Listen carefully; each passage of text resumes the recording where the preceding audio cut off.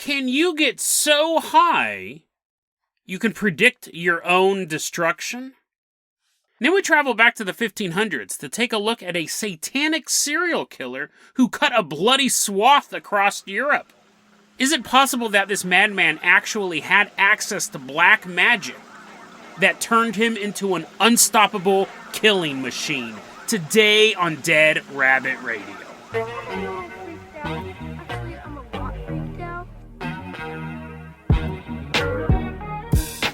Hey everyone, welcome back to another episode of Dead Rabbit Radio. I'm your host, Jason Carpenter. I'm having a great day. I hope you guys are having a great day too. I hope you guys are having tons of fun doing whatever you're doing. We got a lot of stuff to cover, so we're going to get started right away. First off, walking into Dead Rabbit Command is one of our newest Patreon supporters. Everyone get on your feet and give a round of applause for Flicks is Cool. Woohoo! Yeah, come on in, Flicks. You sure are cool. I guess you can't say he's not, it's in his name. Flicks, you're going to be our captain, our pilot this episode. If you guys can't support the Patreon, I totally get it. Just help spread the word about the show. That really helps out a lot. Now, Flicks, let's go ahead. We're going to start off by tossing you the keys to the Dead Rabbit dirigible. We're going to leave behind Dead Rabbit Command. We're headed all the way out to Calabasas, California.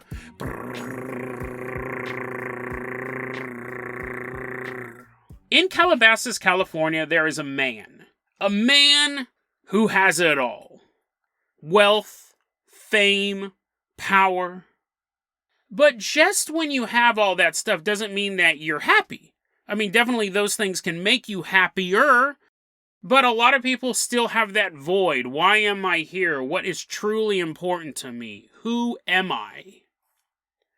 So this man, he's 53 years old, begins to experiment with ayahuasca, which is a very, very powerful hallucinogenic.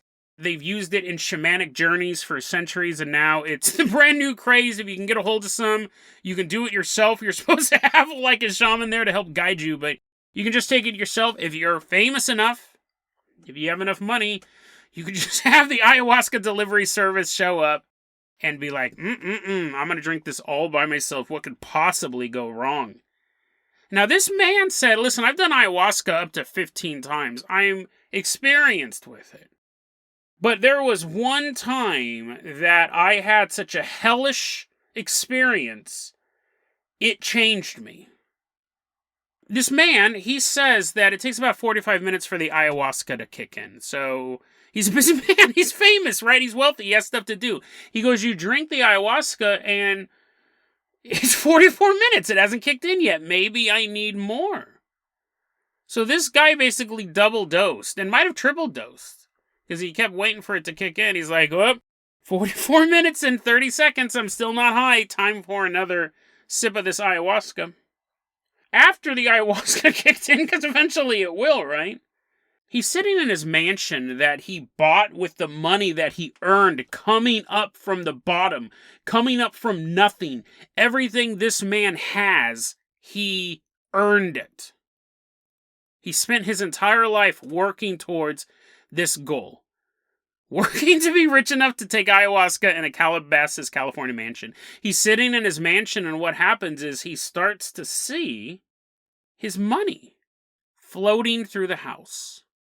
He goes, wait a second, money's not supposed to do that. He's watching hundreds of dollars and thousands of dollars and then millions of dollars just fly through the house like a tornado, and it's just disappearing.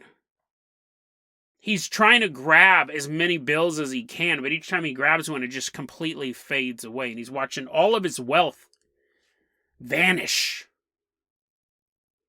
And then the mansion around him begins to fade from view. Now he is standing in a vacant lot. And his career disappears as well. I don't know how he visualized that. I don't know if he saw a newspaper and it's like, this guy sucks. But he starts to realize that his entire career, his wealth and his fame has just evaporated. He's standing there with nothing. And he built it. This wasn't a guy who was given anything. He built an empire. And he watched it disappear in front of him. He said that while he's sitting there in this state of utter loss, utter devastation, he's hallucinating that he's lost everything. His daughter walks into the room in real life, not in the vision, because there is no room in the vision. The mansion's gone. She walks into the room in real life. I don't know if this guy was doing ayahuasca in the living room or something like that. He's like watching sports, and he's like, you know what? It's halftime. Time to take a psychedelic trip to the worlds beyond. His daughter walks in and snaps him out of it. Dad, Dad. And he said, I could hear her calling for me. And I stopped caring about everything that I had lost. I stopped caring about my career. All I wanted to do was to get back to my family. And then he had a really interesting quote to wrap this up.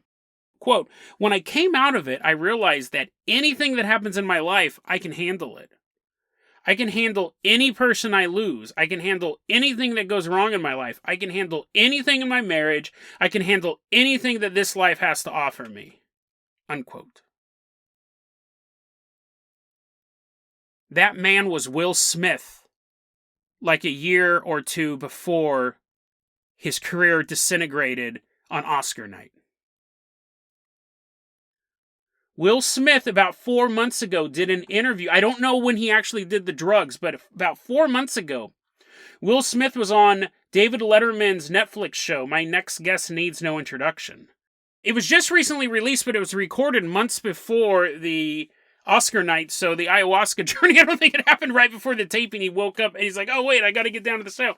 So it had happened previous to this. So him watching his entire career disappear and losing all of his money and his home and everything like that, was it a prediction?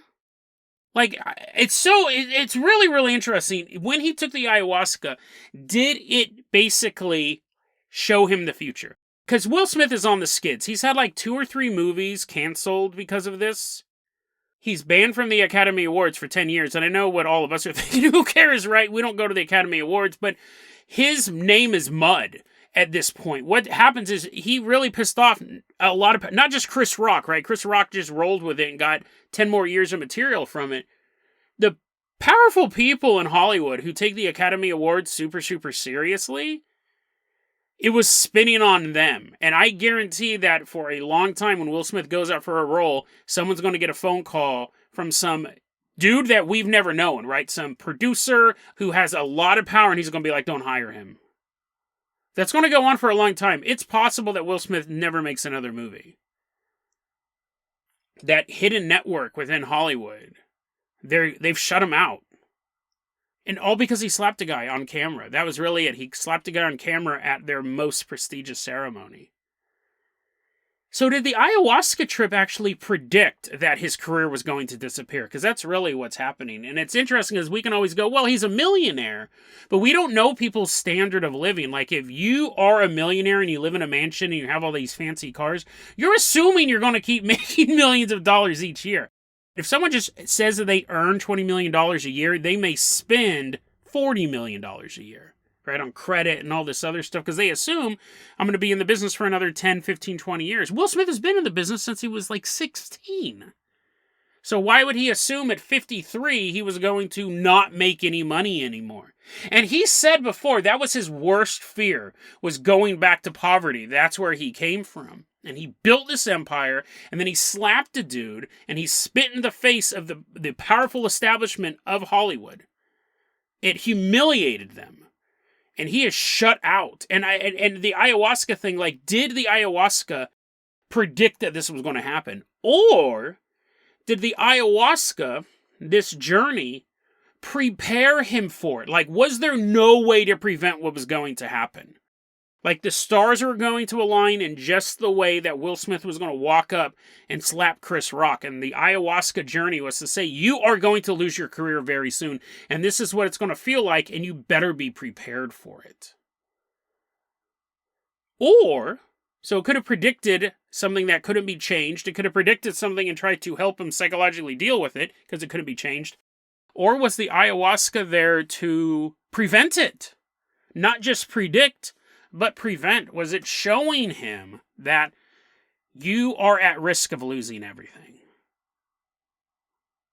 And when he comes out and says, I can handle any person I lose, I can handle anything that goes wrong in my life, I can handle anything in my marriage, I can handle anything that this life has to offer me.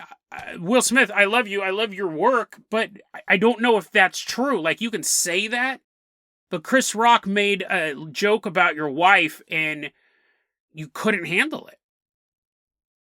Like, the ayahuasca journey was incomplete. Because I do believe, I don't do psychedelics at all. Because my grasp of reality is so tenuous already that I don't do anything that messes with my ability. I don't drink either. Like, I drink maybe 2 or 3 times a year. I don't do drugs because they affect my sense of reality way too much. I don't do psychedelics, but I do believe that they can open up pathways for you to see things. I'm not encouraging the use of psychedelics either. I don't want someone going, well, Jason said it. I'm going to eat all these mushrooms and drink all this ayahuasca. Maybe the journey wasn't complete. Maybe there was another lesson he had to learn, and when his daughter came in, she interrupted that spiritual journey. I feel bad for the guy. I think he was pushed to the limit, and he went up and slapped this dude, but his career is over. Although, I will say this, America always loves a good comeback story, so I'm hoping in the next 5 to 10 years, he has some great role. He comes back. He steals America's heart again. Will Smith is on top. I think that's what will happen. But he has to go the next 5 to 10 years without making the money he used to. Did the ayahuasca try to prevent that from happening, or did it try to prepare him for the inevitable? And was there another lesson he needed to learn? But his spiritual journey was interrupted. I can handle anything this life has to offer me, but if it's someone insulting someone you love, I'm not saying that if someone's trash talking someone you love, you should let him get away with it, but it's a fascinating story. It's a fascinating story, and I hope it ends well for Will and his family. Flix is cool. Let's go ahead and toss you the keys of the Carpenter Copter. We're leaving behind Calabasas, California. We are headed all the way out to the Palatinate. Flix is cool. Is looking at a map. He's like, I don't see any place known as the Palatinate. It's an area, nowadays we know it as France and Germany, but back in the 1500s, it was part of the Holy Roman Empire. We're headed back there to take a look at a man called Peter Niers. Some say he was a monstrous fiend. Other people just say he was a sick serial killer. Some people say the story's mostly true. Some people say there's a lot of folk tales in it, a lot of fables. But really the difference between the true version and the fables is how many hundreds of people did he murder? Did he murder 200? Did he murder 300? Whatever the number historians want to agree on, it's a lot. And I got to give a thanks to Fabio. He's the person who sent this story over. Always sending over fantastic stuff. Fabio, longtime listener of Dead Rabbit Radio. I appreciate it very, very much. Back in the 1500s, this is so fascinating. Talk about like a subculture, right? You had robbers. Robbers have been around since the beginning of time. But when villages started to become towns, when you started to have people really, really protect the things that they love, their family and their gold, it wasn't enough for a single robber to jump out with a dagger. I mean, that might work in a big city, because there's a lot of other places you can hide. You can Assassin's Creed up a wall, then jump in a pile of hay and no one will see you. But for the most part, you would do some of that, but for the most part, you got better odds if you attacked people in a group.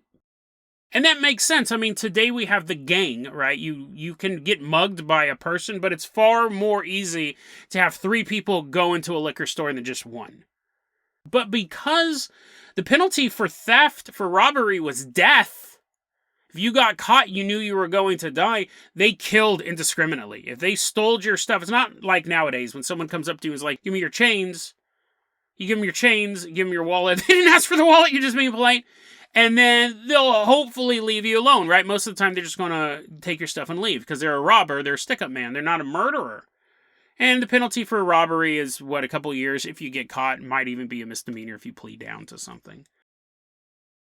But if the death penalty's on the table, if you're going to die, you're going to kill any witnesses. So these groups of marauding robbers would waylay stagecoaches, any travelers in between cities. These were the most dangerous places. And what's interesting is in this time period, shepherds were basically considered a step above a robber. I wouldn't even say barely a step. They were right next to them. People hated shepherds because they believed, and rightfully so, this happened a lot, the shepherds would migrate from area to area. And they were out by themselves, and they would know the lay of the land. So in between the villages, in between the cities, the shepherds would know all of the secret passages, all of the back roads, all of the little gullies you could run down. And so basically, if you were a shepherd, you were basically considered a criminal. Like, people knew that there had to be shepherds out there. But it didn't help. There's a lot of these robbers who disguise themselves as shepherds, or they would be shepherds on the times they're not robbing. Like, in between big jobs, they'd go back to their sheep. The sheep are like, oh, we were wondering when we were coming back. He's like, yeah, I'm here. I love you guys. And then he sees like a stagecoach going down the road, and he's like, oh, sorry guys, I gotta go to the store to get some cigarettes. And they're like, not again. There's this quote from a novel in 1554 talking about shepherds. This is how they thought of them. Quote, far from civilized society and alone with the animals, he has time to think over his misdeeds. Members of such a group were unsurprising suspects. Unquote. So the story of Peter Niers takes place during this reign of criminals, just these mobs that would waylay travelers and do these huge heists, and then they would break up into smaller groups and then travel around. They'd get their sheep together, they'd ride them around like little ponies, and then they would go to the next job. And then if they heard, hey, the king's moving all this gold through this area, they would start to group up again. So you might be facing down 30 of these guys. And we see parallels to this, like the train robbers in the American West, and the pirates, right? You have these huge, you needed a group of pirates. You couldn't have one guy on a pirate ship, it wouldn't work. But you have these gangs. But the story of Peter Niers, the reason why it stands out is that he is also associated with the darkest of dark magics. Peter Niers was more than just a standard robber / serial killer. He was a cannibal, and he was a master of magic. And this is where people go, okay, the fables, the historians are like, we don't know how much of this is true. Like, as a historian, I'm not officially saying he's a magician, but a lot of people claimed that he did have powers. And it's interesting when we look at his career. He was active for quite a long time, quite a few years, but in 1577, he was caught along with other members of this gang. And he was caught, he was tortured, and he confessed to killing 75 people. But he escaped. He got out of jail. The rest of his gang was caught. They were all executed, but he got out. And that is really, like, obviously people already thought this guy had access to some ritual magic because it took him long enough to catch him this first time. But escaping from a jail when he was definitely under heavy guard, they knew who this guy was, made people really think the stories of his powers might not be exaggerated. One of the stories that does seem pretty folkloric is that he and his gang had a meeting with the devil himself. They called upon the devil and said, hey, we're those shepherds that have been killing all those people. You love our work? And the devil's like, the shepherd thing's a little boring, but I love the murders. And the devil gave his blessing to Peter Niers. And, this is dope, I didn't know devils did this stuff. I didn't know Satan did this stuff. Apparently, not only did he give his blessing to Peter Niers, he gave him a monthly paycheck. Which my question immediate is, how much?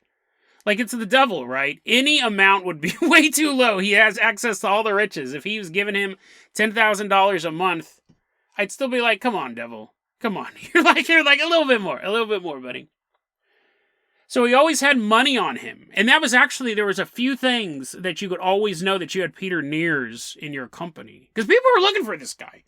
Right? He's killing a bunch of people. He'd been arrested. They had descriptions of him from survivors, and they had descriptions of him when he was arrested.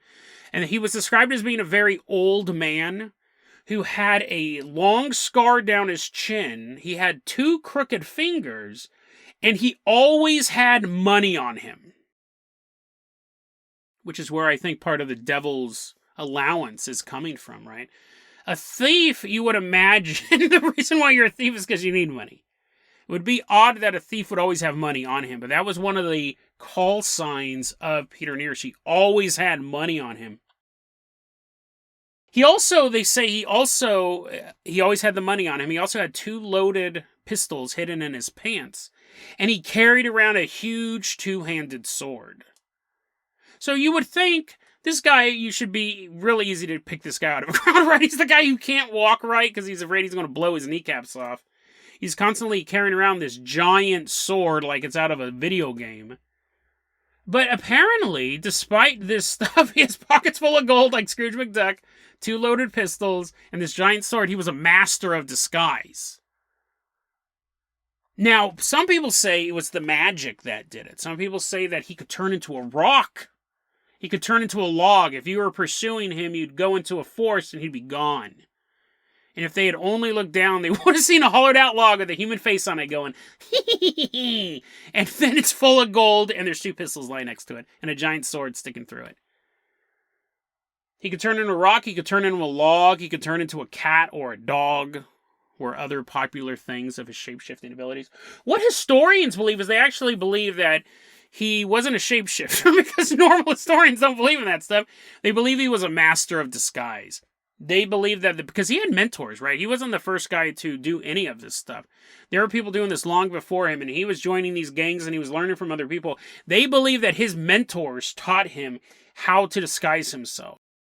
And they believe this would actually work. This would totally work. He would disguise himself as either a foot soldier, just a dude walking around in armor. I don't know if it was like a suit of armor, but you know what I mean? Like, he would dress like just a common soldier who would totally just fit in. Wouldn't fit in today, right? If you saw a guy walking down the street in chainmail, you're like, I think I'm going to call the cops. But back then, it wouldn't be odd. You'd just think it was a foot soldier or mercenary passing through. Especially if you're in a big city, you wouldn't think anything of it. The other disguise that he would often use, and this one's genius, he would be a leprosy victim. Which people would just stay away from him. People would just stay away from him. So that would explain why people thought he was a master of disguise. He actually could just disappear. They don't explain how leprosy victims walk around with a giant 2-handed sword and not getting any attention, but apparently it worked because he was unstoppable. And because there were these whispered rumors of cannibalism and his connection to dark magic, they started to believe that his powers must be coming from somewhere. Not just the devil. He must be doing something really despicable. Because they're coming across these crime scenes and people are just destroyed. People aren't just killed, they're ravaged. They're mutilated. So the stories start to pop up that Peter Niers must have access to some unholy objects. We did an episode a long time ago about the Hand of Glory. I'll put that episode in the show notes. It was an early one.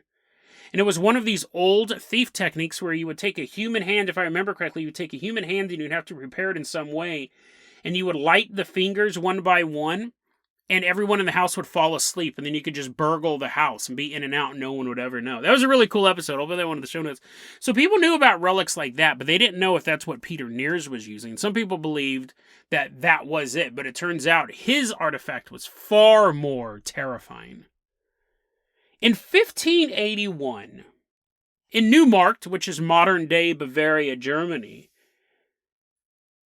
our protagonist, Peter Niers, is staying at an inn called The Bells. He's there for a couple days, and no one knows it's him, right? There's posters of him all over town, but no one knows it's him, his master of disguise. He's at the inn for a couple days, and he goes, you know what, I've been here for a couple days in this town. It's time for a bath. There's not a bath in his room, because it's old-timey stuff, so he had to go to the public bath. And he's walking out there, and he's like, I'm going to be completely naked, so I don't know what type of disguise I'm wearing, but I think I'll be fine. I don't think anyone's going to catch me. Well, he gets in there, and yeah, you can't wear disguise. You can't be a soldier or a leprosy victim in a public bath. I guess you could have leprosy, but I don't think they'd let you in. So he's in there, and people start to talk. It's crazy. Before photographs or anything, you just went off of a drawing. People started saying, I think that's Peter Niers. I think that's Peter Niers. At this point, he had been active for 15 years. People had been looking for this guy. So 2 people snuck out of the bathhouse undetected, and they found out what inn he was staying in. You know, it's a small town, and when a stranger shows up with their 2-handed sword, everyone's going to know what inn he's at.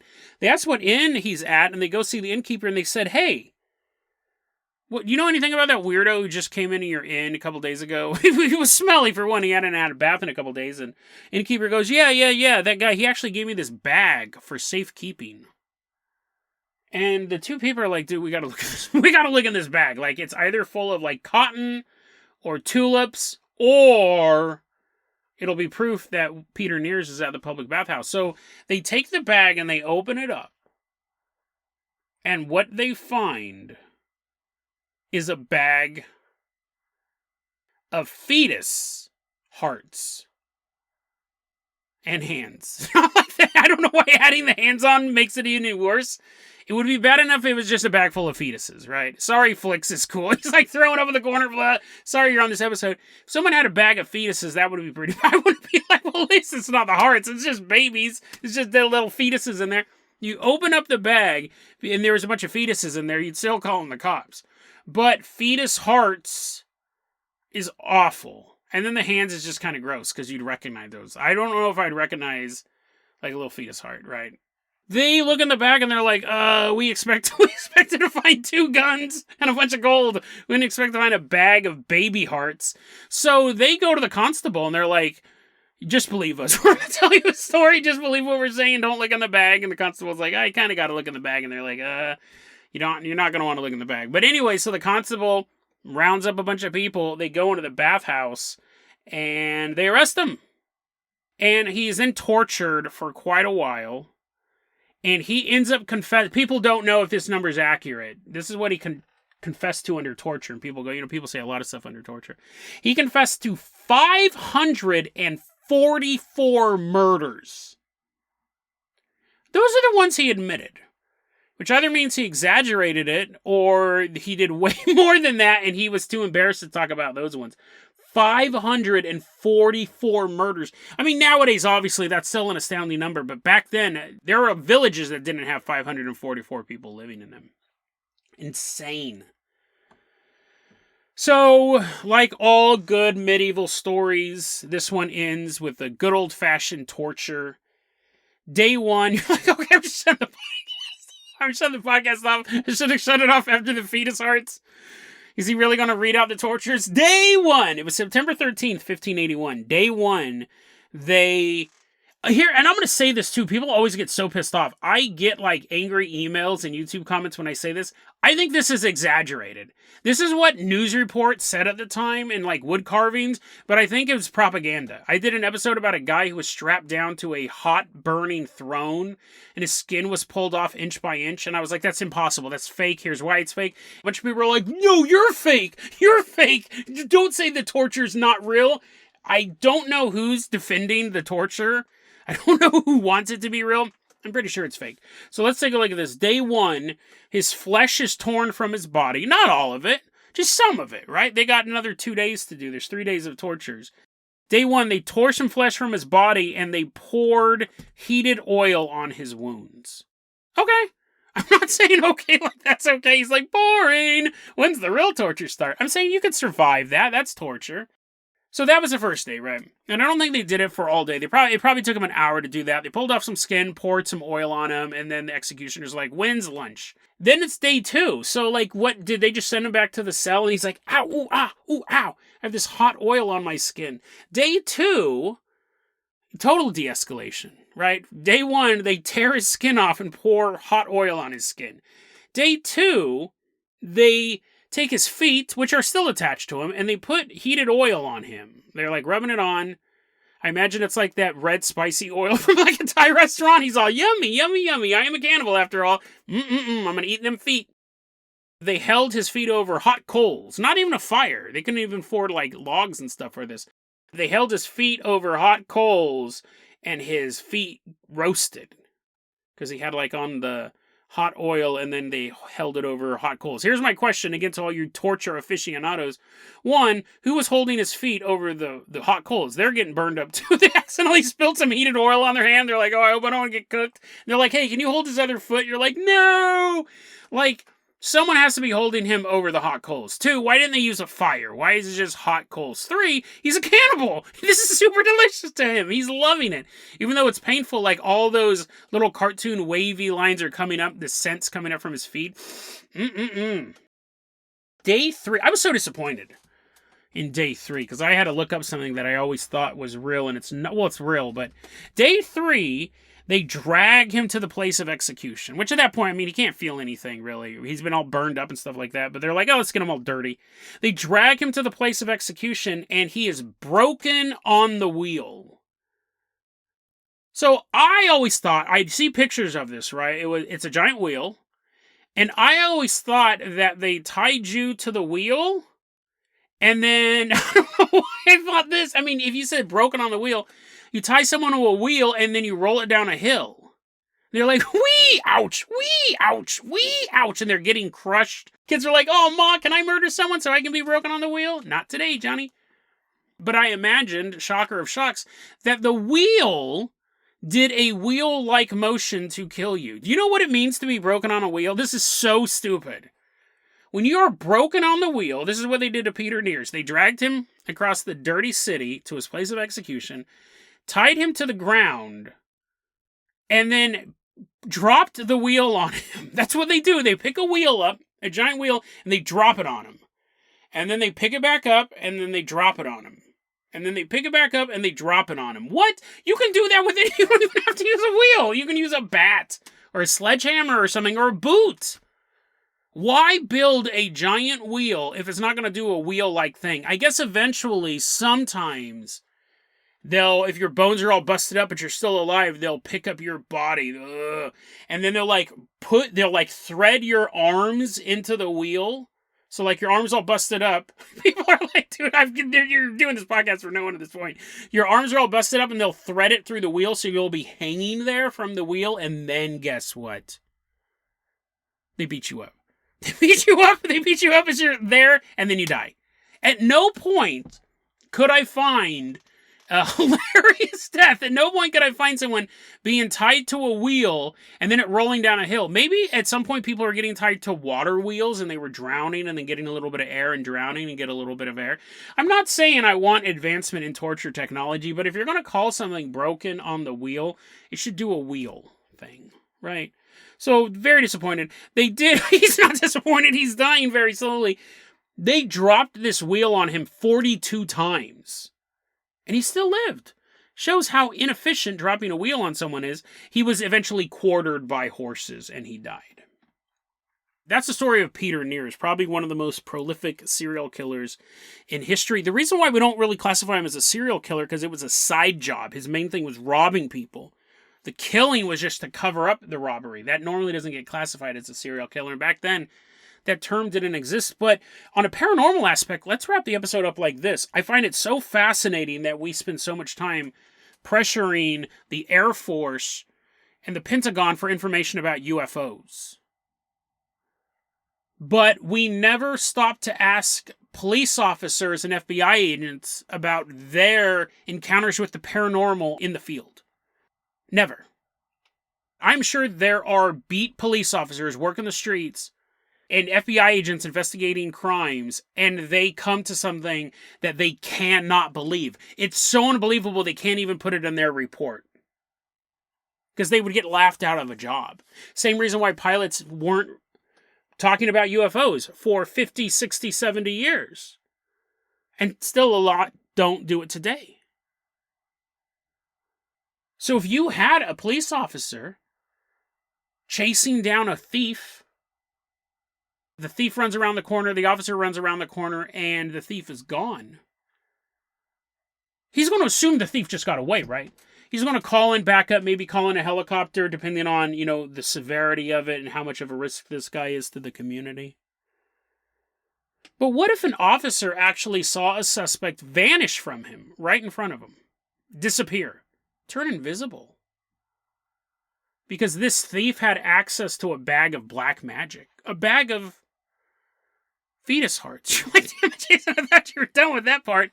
This magic, if it's real, it's not like it would have worked up until the 1500s and then someone goes, it doesn't work anymore. If it worked up to the 1500s, it would work today. And these secrets would still be taught in thieves' guilds. These would be passed down in prisons. From an old criminal to a younger one who has time to get out. These dark secrets could be still used today. invisibility spells, shape-shifting spells. Deals with the devil not for fame and fortune, but to be their ally on earth, to spread chaos for material gain. We don't know how to call these beings forth, or we don't know specifically what ingredients need to go in this bag, or we don't know the incantation to turn into a rock or a log or a cat. But someone does. And secrets like that would be passed down over the generations. If these spells worked in the 1500s, as disgusting as they are, a bag of fetus hearts, if that worked back in the 1500s, it would work today. And if a police officer was chasing a suspect, and that suspect notices that the cop is about to get him, and he reaches into a little pouch, and then suddenly he's gone. Right in front of the officer, completely disappears. That would 100% go unreported. The officer would never put that in a police statement. He would just say, I lost him. And so there could be these tools still out there. There could be a crime wave, and we've covered a lot of stuff like this. A crime wave using black magic to get away from law enforcement. Just because it's an old-timey tale doesn't mean every element of it is false. In fact, the opposite's true. If it worked back then, it would work today. And we would never know it. It would never be revealed to us. There may someday be disclosure about the UFO phenomenon, but there will never be disclosure about the way that dark forces interact with our daily life. It's not a light in the sky. It's a broken car window or a gun in your face. A crime wave fueled by black magic. A crime wave that continues from generation to generation to generation. The criminals may change, but the crimes don't. Murder is what the devil demands. And murder is what the devil gets.